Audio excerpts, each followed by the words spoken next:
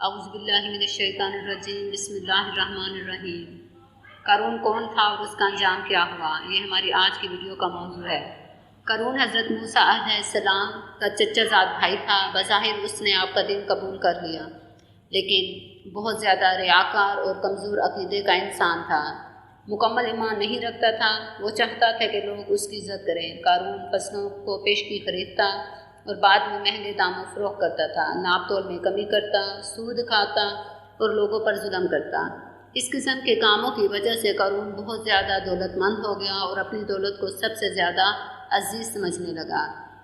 جیسا کہ پہلے بتایا جا چکا ہے، قارون حضرت موسیٰ علیہ السلام کے چچے کا بیٹا تھا۔ بہت ہی خوبصورت شکل و صورت والا آدمی تھا۔ لوگ اس کی عزت کرتے تھے اور اس کو منور کہا کرتے تھے۔ خوبصورت ہونے کے ساتھ ساتھ قارون بنی اسرائیل میں تورات کا بہت بڑا عالم بھی تھا۔ لوگ قارون کا بے حد احترام کرتے تھے، لیکن بے شمار دولت اس کے ہاتھ میں آتے ہی وہ بدل گیا۔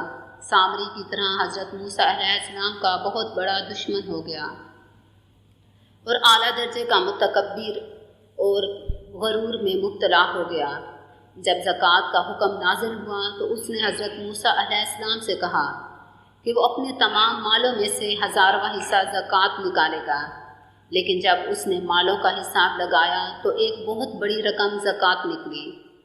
یہ دیکھ کر اس پر حرص و لالچ کا بھوت سوار ہو گیا۔ وہ نہ صرف زکوٰۃ کا منکر ہو گیا بلکہ بنی اسرائیل کو بہکانے لگا کہ حضرت موسیٰ علیہ السلام اس بہانے تمہارے تمام مالوں کو لے لینا چاہتے ہیں۔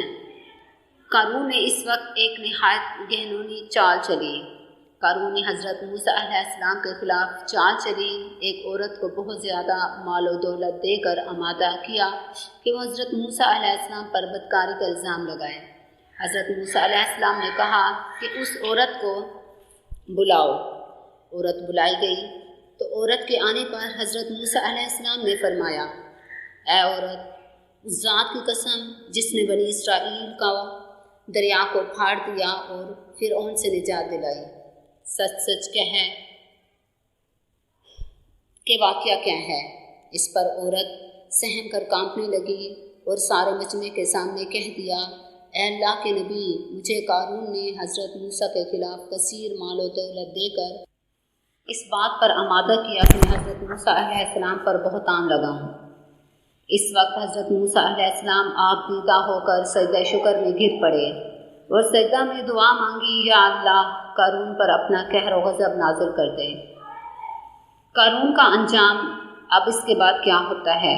اس کے بعد حضرت موسیٰ علیہ السلام نے مجمع میں کہا، جو قارون کا ساتھی ہے وہ قارون کے ساتھ ٹھہرا اور جو میرا ساتھی ہے وہ میرے ساتھ ٹھہرا رہے۔ چنانچہ 2 خبیثوں کے علاوہ تمام بنی اسرائیل قارون سے علیحدہ ہو گئے۔ پھر حضرت موسیٰ علیہ السلام نے زمین کو حکم دیا کہ اے زمین، تو اس کو پکڑ لے، تو قارون ایک دم گھٹنوں تک زمین میں دھنس گیا۔ یہ دیکھ کر قارون رونے لگا اور حضرت موسیٰ علیہ السلام کو قرابت کا واسطہ دینے لگا، لیکن حضرت موسیٰ علیہ السلام نے کوئی التفات نہ فرمایا، یہاں تک کہ وہ زمین میں مکمل دھنس گیا۔ 2 آدمی جو قارون کے ساتھی تھے کہنے لگے کہ حضرت موسیٰ علیہ السلام نے قارون کو اس لیے دھنسایا ہے کہ اس کے مکان اور خزانہ خود قبضہ میں لے لے۔ تو حضرت موسیٰ علیہ السلام نے اللہ سے دعا مانگی، چنانچہ قارون کا مکان جو سونے کا تھا اور اس کا سارا خزانہ سب زمین میں دھنس گیا۔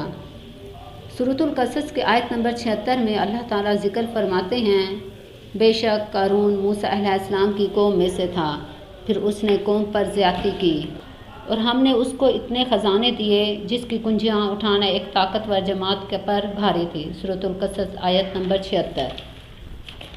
قارون اپنے مال و دولت کی گھمنڈ میں خوب بن سنور کر قوم کے سامنے آیا اور حضرت موسیٰ علیہ السلام کی بدگوئی کرنے لگا۔ تو اس بدگوئی کا نتیجہ کیا ہوا؟ آئیے قرآن کی زبانی سنیں۔ تو ہم نے اس سے اور اس کے گھر کو زمین میں دھنسا دیا، تو اس کے پاس کوئی جماعت نہ تھی جو اللہ کے مقابلے میں اس کی مدد کرتی، اور نہ وہ خود ہی اپنی مدد کر سکا۔ سورۃ القصص آیت نمبر 81۔ یہ عبرتناک واقعہ ہمیں یہ درس دیتا ہے کہ اگر اللہ تعالیٰ مال و دولت عطا فرمائے تو یہ فرض کر لینا چاہیے کہ اس میں زکوٰۃ ادا کی جائے، مفلس لوگوں پر خرچ کیا جائے، مال و دولت پر غرور نہ کریں۔ کیونکہ اللہ ہی دولت دیتا ہے اور وہی دولت واپس لینے والا ہے۔ انسان کو تواضع اور انکساری کی عادت اختیار کرنی چاہیے۔ کبھی بھی انبیاء اور اولیاء اور صالحین کی بدگمانی نہیں کرنی چاہیے۔ عائشہ چینل کے ناظرین، اگر آپ کو ویڈیو اچھی لگی ہو تو پلیز لائک اور سبسکرائب کر دیں۔ جزاک اللہ۔